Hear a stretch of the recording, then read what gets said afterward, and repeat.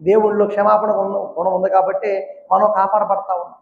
అలనాడు ఆదాము అవ్వ ఇరువురు కూడా ఏదేను నుండి తప్పిపోయిన తర్వాత తండ్రి దేవుడు వాళ్ళని ప్రేమించాడు కాబట్టి వాళ్ళని రక్షించాలనే ఉద్దేశంతో మొట్టమొదటి పాపము ఆదాము ద్వారా వస్తే మొట్టమొదటి విడుదల క్రీస్తు ప్రభువారి ద్వారా భూమి మీదకి వచ్చింది. ప్రేమిటువంటి వాళ్ళారా, అవునా కదండి? మొట్టమొదటి పాపం ఎవరిలో ప్రవేశించింది? ఆదాము వల్ల పాపం ప్రవేశిస్తే యేసుక్రీస్తు ప్రభు వలన నిత్య జీవానికి వెళ్ళే అవకాశము విడుదల యేసుక్రీస్తు ప్రభు వలన జరిగింది. ప్రేమటువంటి వారు అంటే దేవుడు ఎంతగా ప్రేమిస్తున్నాడో మనం ఆలోచించి, తనే దేవుడు ఎంత శక్తిమంతుడో, ఎంత దయగలిగిన వాడో, ఎంత కృప కలిగిన వాడో, ఎంత ప్రేమామయుడో, ఎంత సర్వశక్తిమంతుడో, ఎంత సర్వాంతర్యామి ఉన్నాడో. ప్రేమటువంటి వాళ్ళారా, నిన్ను నన్ను దేవుడు ఎంతగా ప్రేమిస్తున్నాడో చూడండి. ఆయన మనల్ని క్షమించే గుణం ఆయనలో ఉంది కాబట్టి ఆయన దగ్గరికి వెళ్ళి మనం క్షమాపణ అడగలుగుతున్నాం. ప్రేమటువంటి వాళ్ళారా, అదే మాట ఇక్కడ చెప్తున్నాడు. ఆయనను జనుల్ని యందు భయభక్తులు నిలిపినట్లు నీ యొద్ద క్షమాపణ దొరుకును. అంటే జనులట నీ యందు భయభక్తులు నిలిపినట్లు. మరి జనులు ఆయన యందు భయము, అలానే ఆయన యందు భయము భక్తి కలిగి ఉంటున్నారంటే, ఆయన యందు విశ్వాసం ఉంచుతున్నారంటే, ఆయన యందు వారందరూ కూడా మరి భయము భక్తులు నిలుపుతున్నట్టు కారణం ఏంటి? ఆయన క్షమిస్తున్నాడు కాబట్టి. మనం ఎవరైనా సరే క్షమించే ఆయన దగ్గరికి వెళ్తామా, క్షమించిన ఆయన దగ్గరికి వెళ్తామా? మనం ఫర్ ఎగ్జాంపుల్ ఎవరైనా సహాయం చేసేవాళ్ళ దగ్గరికి వెళ్తావా, లేకపోతే పిలిచిన వాళ్ళ దగ్గరికి వెళ్తావా? నీకు ఏదైనా అవసరం ఉందండి, నీకు ఏదైనా అవసరం ఉన్నప్పుడు నువ్వు ఎవరి దగ్గరికి వెళ్తావు? సహాయం చేసేవాడి దగ్గరికి వెళ్తావా, పిలిచినవాడి దగ్గరికి వెళ్తావా? ఎందుకని? ఆయన సహాయం చేసే మనసు ఉంది కాబట్టి. అదే పిలిచినవాడి దగ్గరికి వెళ్తే ఆ పిలిచినారు ఏం చేస్తాడు? ఏమి ఈగపోగా నిన్ను రకరకాలుగా మాట్లాడి పంపిస్తాడు. అలానే దేవుడు క్షమించేవాడు కాబట్టి మనం ఆయన దగ్గర చూపిస్తున్నాము భయము భక్తి కలిగి ఉంటుంది. అయ్యా భయపడుతూ, నేను పాపినయ్యా నన్ను క్షమించాలి. ఇక్కడ ఇద్దరు చూసాం కదా పరిశుద్ధ గ్రంథంలో, ఒకళ్ళేమో గర్వంగా ప్రార్థన చేస్తున్నారు, ఒకళ్ళేమో భయంతో ప్రార్థన చేస్తారు. ఎవరు వాళ్ళు చూడండి, ఎవరండి? ఒక వ్యక్తి ఏమో గర్వంగా ప్రార్థన చేస్తున్నాడట, ఒక వ్యక్తి ఎలా ప్రార్థన చేస్తున్నాడండి? గర్వంగా. గర్వంగా అంటే ఏంటి? అయ్యా నేను ప్రతి ఆదివారం ప్రార్థనకు వస్తున్నాను, అట్నుంచి అయ్యా నేను నేను నేను బాగా నీ సన్నిధికి వస్తున్నానయ్యా, నీకు ఇవ్వాల్సిన దశం భాగాలు ఇస్తున్నానయ్యా, నీకు ఇవ్వాల్సిన కానుకలు ఇస్తున్నానయ్యా, అదిగో పలానోళ్ళలా కాదయ్యా, పలానామెలా కాదయ్యా, నేను చాలా భక్తిపరునయ్యా, చాలా మంచివాడినయ్యా అని చెప్పి ప్రార్థన చేస్తున్నాడు. ఎక్కడ? దేవుని ముందు. ఒక వ్యక్తి ఎక్కడి నుండి ప్రార్థన చేస్తున్నాడండి? గుడి బయట అక్కడ ఉండి చెప్పులు విడిచి, అయ్యా నేను నీ దగ్గరికి రాలేనటువంటి దౌర్భాగ్యుడినయ్యా, నేను భిక్షెత్తుకుని బతికేవాడినయ్యా, కడు దరిద్రుడినయ్యా, కడు దీనుడినయ్యా, నీ సన్నిలోకి రాలేనయ్యా అని మొరపెడతా ఉంటే దేవుడు ఎవరు మొరన్నాడంటండి? ధనవంతుడు మాట విన్నాడా, లేకపోతే పేదవాడు మాట విన్నాడా దేవుడు? ఎందుకని? దేవునికి కావాల్సిన ధనవంతులు కాదండి, హృదయపూర్తిగా మనస్ఫూర్తిగా ప్రార్థన చేసేవాడు దేవునికి ఇష్టం. యేసుక్రీస్తు ప్రభువు భూమి మీదకి వచ్చిన ఎవరి కోసం? నీతిమంతుల కొరకు కాదండి. ఎవరి కొరకు యేసు ప్రభు భూమి మీదకి వచ్చాడు?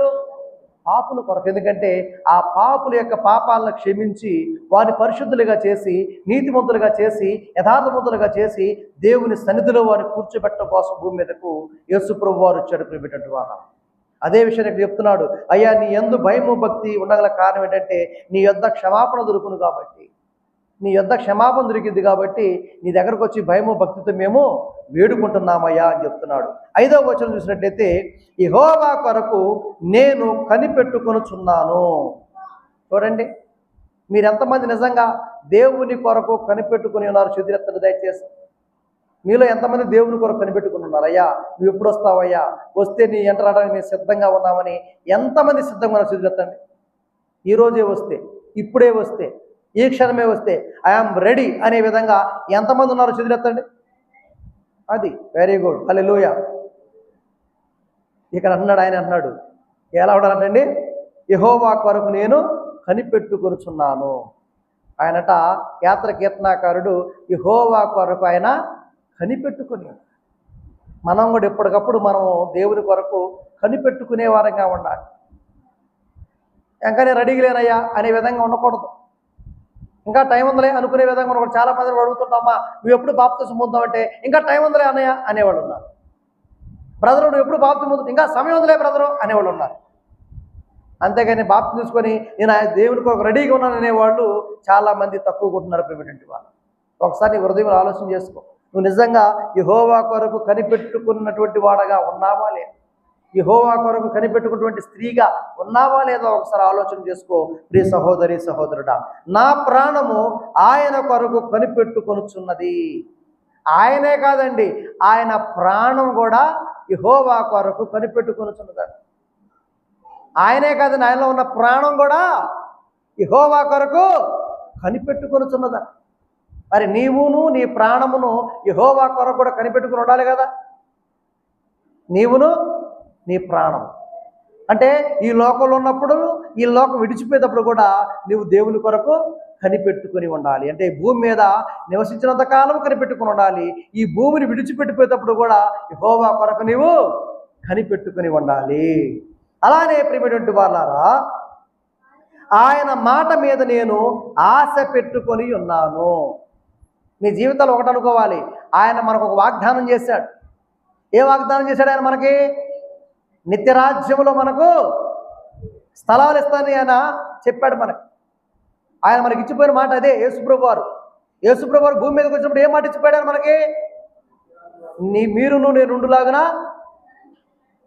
మీ కొరకు నేను స్థలములు సిద్ధపాటు చేస్తాను, వచ్చి మరలా మిమ్మల్ని అక్కడ తీసుకొని పోతున్నాడు. మరి ఆ మాట కోసం మనందరం కూడా ఏం చేయాలి? సిద్ధపడి కనిపెట్టుకొని ఉండాలి. ఈ భూమి మీద ఉన్న గుడారాలు ఏదో ఒక రోజు పడిపోతాయి. గట్టిగా గాలి వస్తే పడిపోతాయి, గట్టిగా భూకంపం వస్తే పగిలిపోతాయి, లేకపోతే గట్టిగా వర్షం పడిందనుకోండి ఒక నెల 2 నెలలు మునిగిపోతాయి. కానీ దేవుడు మనకిచ్చినటువంటి గృహాలు మాత్రం అవి శిథిలమయ్యాయి కావు. అవి స్థిరమైన గృహాలు, శాశ్వత గృహాలు, నిత్యం మనతో ఉండే గృహాలు. ఎందుకంటే ఈ భూమి మీద ప్రతి ఒక్కరు కూడా మరణం ఉంది, కానీ దేవుని యొక్క నిత్యరాజ్యంలో మనకు మరణం అనేది, అక్కడ మరణం అనేది ఉండదు. ఆకలి దప్పిలు ఉండవు. అక్కడ పెండ్లిళ్ళు ఉండవు. పెండ్లికి ఇవ్వబడరు, పెండ్లి చేసుకోబడరు. అక్కడంతా కూడా ఎల్లప్పుడూ దేవుని సముఖంలో, మరణం లేనటువంటి రాజ్యములో, ఆకలి లేని రాజ్యములో, అక్కడ దేవదూతల స్వభావం కలిగి, దేవుని దూతలు ఏ విధంగా తెల్లని వస్త్రాలు ధరించి దేవుని మహిమపరుస్తారో అంతగా మనందరం కూడా ఆ యొక్క నిత్యరాజ్యంలో దేవుణ్ణి స్తుతిస్తూ కీర్తిస్తూ ఘనపరుస్తూ ఉంటాం. దాని కొరకు మనం కనిపెట్టుకుని ఉండాలి. దేని కొరకండి?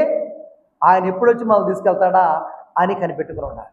ఒకవేళ బ్రతికుంటే మన శరీరాన్ని మనల్ని మనం దేవుని కొరకు కనిపెట్టుకునే వారంగా ఉండాలి. అందుకని ఇక్కడ యెహోవా కొరకు నేను కనిపెట్టుకొనుచున్నాను, నా ప్రాణము ఆయన కొరకు కనిపెట్టుకొనుచున్నది, ఆయన మాట మీద నేను ఆశ పెట్టుకొని ఉన్నాను. మరి ఆనాటి కాలంలో, పాత నిబంధన కాలంలో కూడా దేవుడు వారికి కొన్ని వాగ్దానాలు చేశాడు. ఆ వాగ్దానాల కోసం వారు కనిపెట్టుకుని ఉన్నారు. అలానే క్రొత్త నిబంధన చట్టంలో కూడా మనకు దేవుడు కొన్ని వాగ్దానాలు చేశాడు. పాత నిబంధన చట్టం ప్రకారం వారందరూ కూడా ఆ వాగ్దానాల కొరకు ఎదురు చూసినప్పుడు, మనం కూడా క్రొత్త నిబంధన చట్టం ప్రకారం దేవుడు మనకేమైతే వాగ్దానాలు చేసి ఉన్నాడో ఆ వాగ్దానం కోసం మనం కూడా కనిపెట్టుకుని ఉండాలి. అలాంటి విశ్వాసం నీలో ఉండాలి, అలాంటి భక్తి మనలో ఉండాలి, అలాంటి స్థిరత్వం మనలో ఉండాలి, అలాంటి నిబద్ధత మనలో ఉండాలి, అలాంటి నిలకడగలిగిన స్వభావం మనలో ఉండాలని దేవుడు కోరుకుంటున్నాడు. ప్రేమటువంటి వాళ్ళ, మరి ఆయన చక్కగా ప్రార్థన చేశాడు చూడండి. మరి అలాంటి ప్రార్థన మనం చేస్తున్నామా? ఆసాపు మాదిరిగా, దావీదు మాదిరిగా, కోరహ కుమారుల మాదిరిగా మరి మన ప్రార్థన ఉంటుందో లేదో ఒకసారి ఆలోచన చేయండి. మరి మీరు ఏ రకమైన ప్రార్థన చేస్తున్నారు? ఎలాంటి ప్రార్థన చేస్తున్నారు? ఈ లోకంలో ఉన్న చాలామంది కూడా ఎవరైనా వ్యతిరేకంగా కొట్టు పెట్టనుకోండి, ఆ కొట్టు మూతపడాలని ప్రార్థన చేస్తున్నారు కొంతమంది. అయ్యా నేను బాగుపడకపోయినా పర్వాలేదు, కానీ వాడు మాత్రం బాగుపడకూడదు దేవుడు అని ప్రార్థన చేసి ఉన్నారు చాలామంది. లేరండి?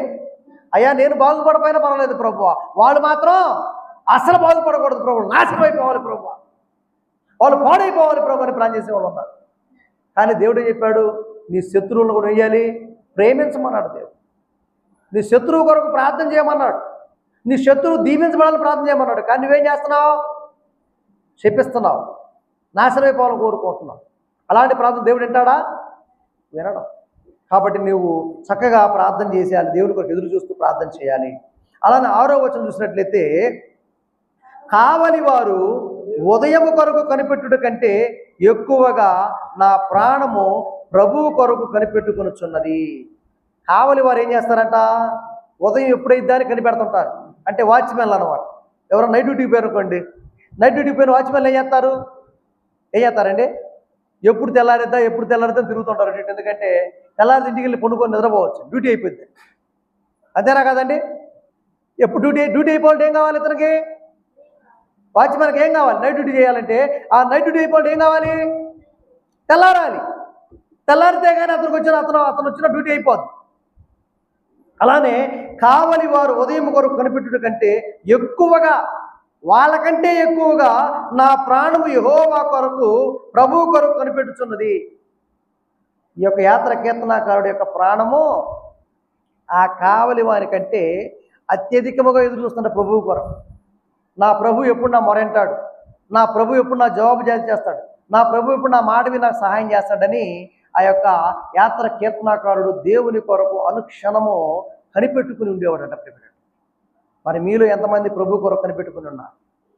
మీలో ఎంతమంది ప్రభు కొరకు సిద్ధపడగలిగి ఉన్నారు? మీలో ఎంతమంది ప్రభు వస్తే మేము కూడా వస్తాం ప్రభు అని ఎంతమంది సిద్ధంగా ఉన్నారో ఒకసారి ఆలోచన చేసుకుని దేవుని పిల్లలారా.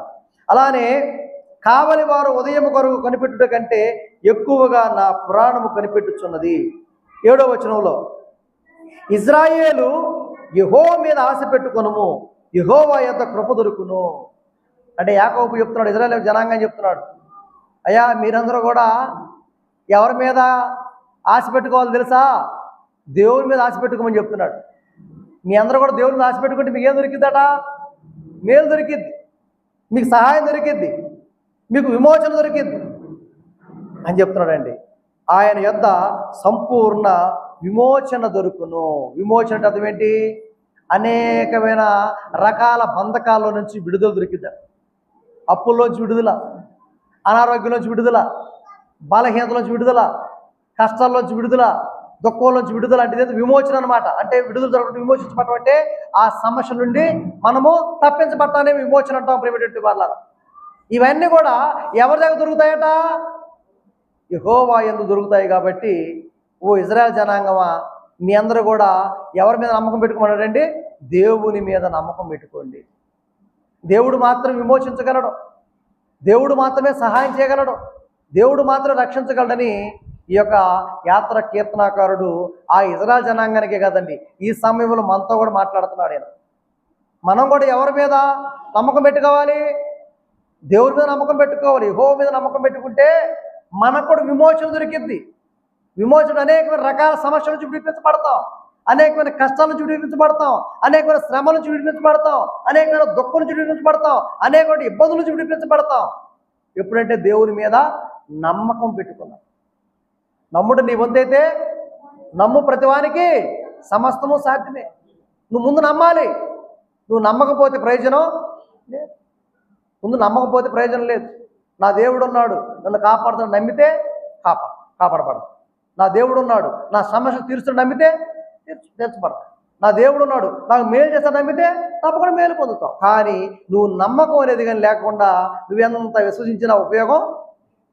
నువ్వు నమ్మకంతో నువ్వు దేవుని ప్రార్థన చేస్తే అనేక ఆశీర్వాదాలను పొందుకుంటావు ప్రియ సహోదరి సహోదరులారా. చివరిగా మనం చూసినట్లయితే చివరి వచనం 8వ వచనం, ఇజ్రాయేలీల దోషములంటిలో నుండి ఆయన వారిని విమోచించును. మరి ఇజ్రాయేల్ ప్రజల యొక్క దోషం నుంచి విమోచించేది ఎవరంటండి? మరి వాళ్ళు విమోచించింది దేవుడే. వారు దేవుని ప్రార్థన చేశారు, వారు దోషాల నుంచి విడిపించబడ్డారు. ఇజ్రాయేల్ జనాంగం అంతా కూడా ఐగుప్తు దేశం నుండి బానిసల నుంచి విడిపించబడ్డారు, అనేక మేలు పొందారు. ఆఖరి కానానుకు వెళ్ళారు. కానాను పాలు తేనెలు ప్రవహించే ప్రాంతానికి వెళ్ళారంటే ఎలా వెళ్ళారు? వాళ్ళు దేవుణ్ణి నమ్ముకున్నారు, దేవుని యందు వాళ్ళు విశ్వాసం ఉంచారు కాబట్టి, దేవుని యందు భక్తి కలిగి ఉన్నారు కాబట్టి వారు అనేకమైన మేలు పొందారు. అలాంటి విషయాలు యాత్ర కీర్తనాకారుడు మనకు కూడా బోధిస్తూ ఉన్నాడు.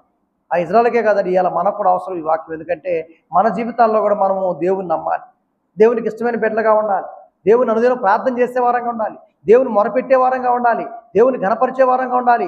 దేవుని ఆనుకొని నడిస్తే అనేకమైన ఆశీర్వాదాలు పొందుకుంటాం, అనేకమైన మేళ్ళు పొందుకుంటాం, అనేకమైన గొప్ప కార్యాలు దేవుని ద్వారా మనం చూస్తాము. మన కుటుంబాలు రక్షించబడతాయి, మన బిడ్డలు రక్షించబడతారు, మన జీవితము సస్యశ్యామలం అవుతుంది, మన బ్రతుకులు ఆనందమయం అవుతాయి, మనకు కావాల్సిన అనేకమైన ఆశీర్వాదాలతో మనం నింపబడతాం. ప్రియమైనటువంటి వాళ్ళు, అట్టి ఆశీర్వాదాలు, అట్టి మేళ్ళు మనకు కలగాలంటే దేవుని యందు మనం చేయాల్సిన ఒకటే విశ్వాసం కలిగి ప్రార్థన, నమ్మకం కలిగి దేవుని నడవటం, నమ్మకత్వం కలిగి దేవుని భక్తిని కొనసాగించడం, దేవుని కొరకు నేను సిద్ధంగా ఉన్నాను ప్రభువా, నీ కొరకు నేను సిద్ధంగా ఉన్నాను ప్రభువా, నువ్వు ఎప్పుడు వచ్చినా ఐఎమ్ రెడీ అనే విధంగా నువ్వు ఉంటే దేవుడు నీ భక్తిని మెచ్చుకుంటాడు, నీ స్థితిని చూస్తాడు. నీకేం కావాలో నీ పరిస్థితులు కూడా అనుకూలింపజేసి నీకు కావలసిన ఆశీర్వాదాలు, కావలసిన దీవెనలు ఇచ్చి దేవుడు నిన్ను ఆశీర్వదిస్తాడు.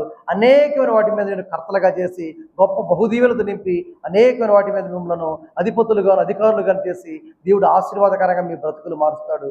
మీ స్థితిని దేవుడు స్థిరపరుస్తాడు. అనేకమైన వాటి మీద మిమ్మల్ని నమ్మకమైన వారిగా చేసి మీ ద్వారా ఆయన గొప్ప గొప్ప కార్యాలు జరిగిస్తాడు. అట్టి కార్యాలు మీ జీవితాల్లో జరగాలంటే, అట్టి మేలు మీ బ్రతుకుల్లో జరగాలంటే మీరు చేయాల్సిందల్లా దేవుని మీద నమ్మకం కలిగి ఆయన్ని విశ్వసించి ప్రార్థన చేస్తే ఆయన అన్ని విషయాల్లో కూడా మీకు సహాయం చేస్తాడు. అట్టి కృప మీకును మీ కుటుంబాలకును దేవుని ద్వారా కలుగును గాక. ఆమేన్. అందరూ కళ్ళు మూసుకుంటే ప్రార్థన చేసుకుందాం. మహాగణుడా, మహోన్నతుడా, మీ ఘనమైన శ్రేష్టమైన నామాన్ని బట్టి వందనాలు నాయన. ఈ విన్న వాక్యాన్ని బట్టి ప్రభు, యాత్ర కీర్తనాకారుడు ప్రభు 131 కీర్తనలో చక్కని విషయాలు మాకు బోధించాడు ప్రభు. యెహోవా అగాధ స్థలము నుండి నేను నీకు మొరపెట్టుచున్నాను ప్రభువా, నా ప్రార్థన ఆలకింపుమని అడిగాడు ప్రభు. నీ చెవి ఎక్కిన ఆత్మని వినుమన్నాడు ప్రభు. యెహోవా నీవు దోషములను కనిపెట్టి చూసినట్లా ప్రభువా ఎవడు నిలవగలడన్నాడు ప్రభు. ఆయనను జనులు నీ యందు భయభక్తులు నిలుపునట్లు నీ యొక్క క్షమాపణ దొరుకునని చెప్పాడు ప్రభు. యెహోవా కొరకు నేను కనిపెట్టుకొనుచున్నాను, నా ప్రాణం ఆయన కొరకు కనిపెట్టుకొనుచున్నది. ఆయన మాట మీద నేను ఆశ పెట్టుకొని ఉన్నాను. కావలి వారు ఉదయం కొరకు కనిపెట్టుట కంటే ఎక్కువగా నా ప్రాణము ప్రభువు కొరకు కనిపెట్టుకొనుచున్నది. కావలి వారు ఉదయం కొరకు కనిపెట్టుకున్నట్టు కంటే ఎక్కువగా నా ప్రాణం కనిపెట్టుచున్నది. ఇశ్రాయేలు యెహోవా మీద ఆశ పెట్టుకొనుము, యెహోవా యొద్ద కృప దొరుకును, ఆయన యొద్ద సంపూర్ణ విమోచన దొరుకును.